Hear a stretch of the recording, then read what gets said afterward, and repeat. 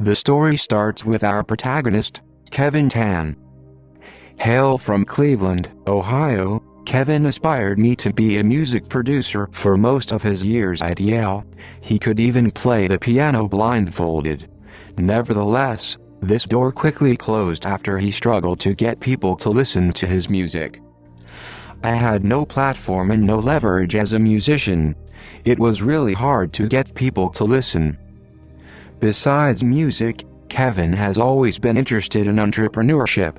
He worked on a few startup ideas in college, but unfortunately, none of them picked up any traction.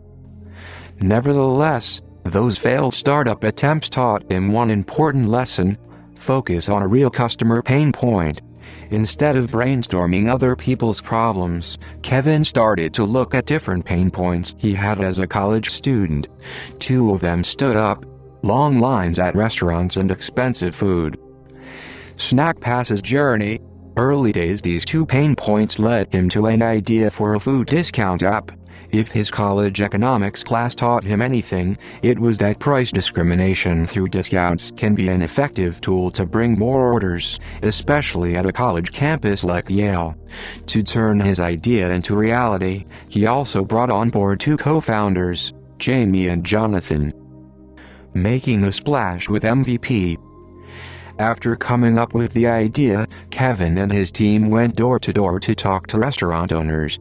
The goal was to learn more about their needs while building a relationship. With some pilot restaurants, he quickly launched the MVP during his senior year at Yale. It was a simple app for local restaurants to offer discounts and loyalty points to Yale students who order or pick up with their .edu account. For Yale students, SnackPass was a great way to save money and avoid the line. For restaurants, SnackPass allowed them to tap into the entire Yale campus and serve more people. The MVP was an instant hit at Yale, quickly penetrating over 80% of the Yale campus. The feature that fueled this early flywheel? Gifting. Gifting changed the game. Gifting was a game changer. People could send food and reward points to their friends on SnackPass. This feature was unique at the time because most food apps did not emphasize this type of social behavior. Funny enough, it was a product decision that came from Kevin's attempt to flirt with a girl. At the time, there was this girl I was trying to impress. Her favorite smoothie place was Tropical Smoothie. I thought it would be quite a gesture if I sent her a gift on the app and everyone could see it. It just clicked.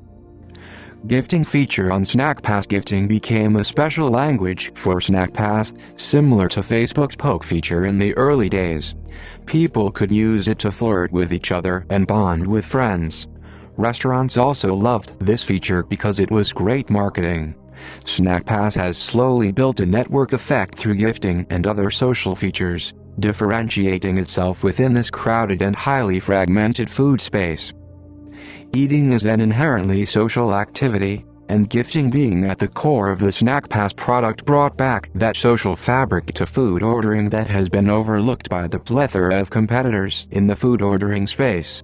SnackPass's edge, aka the fuel to their growth, is taking what was a logistic efficiency play, ordering food, and turning it on its head to a social fun one. Unusual North Star social features like gifting are what make SnackPass truly special. They are possible due to the unique DNA of the team. Internally, SnackPass has a North Star. If a feature makes them laugh, they will put it in. One of those features is Valentine's Day puns. On Valentine's Day, we added puns to all the food items people were gifting. If it was a berry smoothie, we would say, "I love you very much." My favorite one was the pun for drunken noodles, for which we added, "I am drunken in love." We attached these puns to the gifts and this feature became a big hit. Another fun one is the chicken feature. You can hatch an egg and get virtual chicken with your friends on SnackPass by accumulating enough points from a specific restaurant. It can even be addictive, similar to the streak feature on Snapchat. Getting their first 10,000 customers. Number 1. Create an amazing product.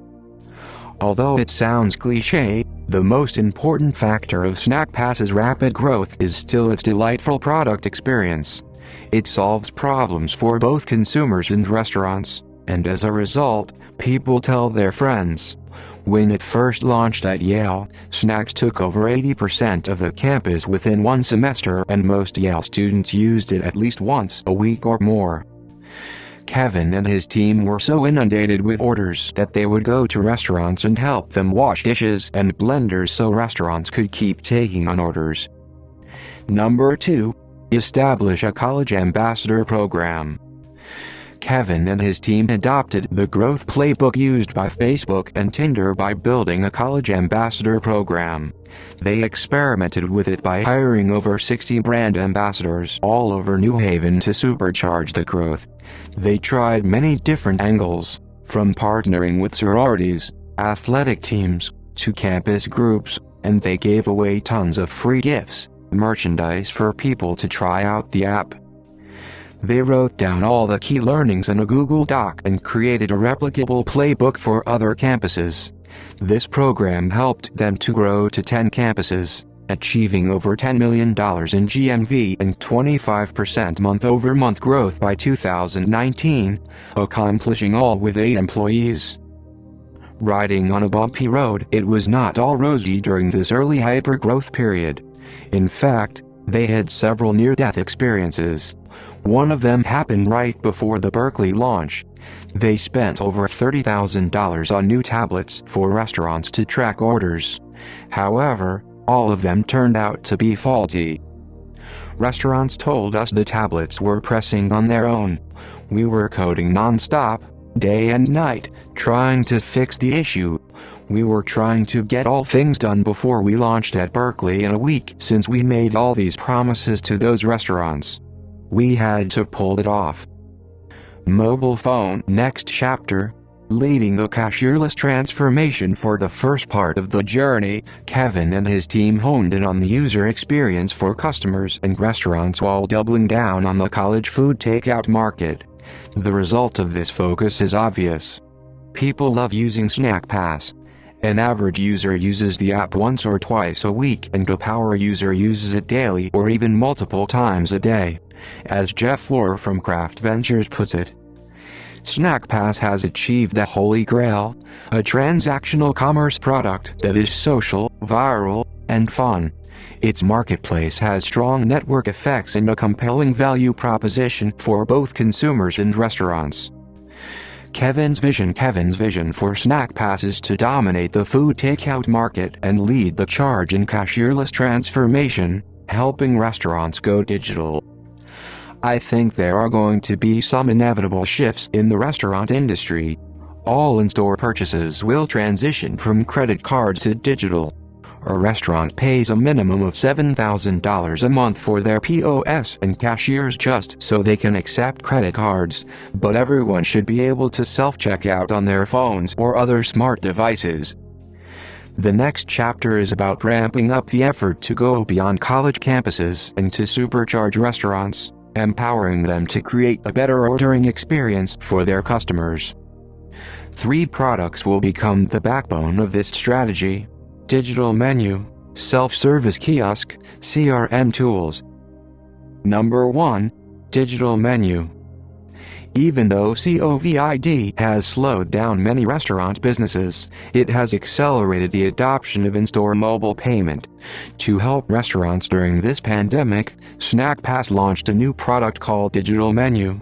Customers can view and order from menus on their phone browsers, scan from QR codes outside the restaurant and inside the restaurant for contactless transactions. I believe this consumer behavior is going to continue as more consumers and restaurants start to realize how efficient digital menus are. This behavior is not new in many Asian countries. According to a recent survey, 74% of Chinese consumers make mobile payments daily, and QR codes are leveraged for a staggering 95% of these transactions. Number 2. Self-service kiosk. The second part of the puzzle is the self-service kiosk. The kiosk is like a smart employee that never takes a break. Not only does it save thousands of dollars in labor cost for restaurants every month, but the kiosk can also automatically upsell customers and collect purchase analytics data. With the help from kiosks, restaurant workers can be freed up to create food and service rather than punch in orders. Self-service kiosks will unlikely be implemented in most sit-down restaurants since consumers are likely more interested in a proper dining experience when going to those restaurants. But I predict that, in the next 3 years, it will likely gain a strong adoption in most fast food chains and coffee and boba shops that want to increase capacity and throughput rate. Number 3. CRM tools. The secret sauce of SnackPass's success so far is its deep commitment to restaurant operators. From the very beginning, Kevin and his team have been laser-focused on building tools and assets that supercharge restaurants. They charge restaurants a 7% commission for mobile orders, which is 4x lower than Uber Eats and other delivery players. Moreover, instead of blocking the relationship between restaurants and customers, SnackPass facilitates that valuable relationship through its CRM tools. For example, restaurants can access all the customer data through SnackPass's analytics dashboard and launch customizable promotional campaigns and automated retention emails to bring their customers back. Restaurants are brands with local followings, not commodities. We give merchants tools to grow and engage their customer base and convert offline, anonymous in-store traffic into digital followers. The road ahead SnackPass has killed it in recent years, especially during the pandemic. They are the largest social commerce platform in the US with 500K plus customers, amassing over $60 million a year in sales volume. It has gained the approval stamps from the Valley. To date, SnackPass has raised over $92 million from top institutional investors, including Andreessen Horowitz, led by Andrew Chen, Kraft Ventures, General Catalyst, First Round Capital, and E Combinator. As SnackPass ventures beyond the wholesome college market into cities, the road ahead will not be easy, or perhaps even treacherous.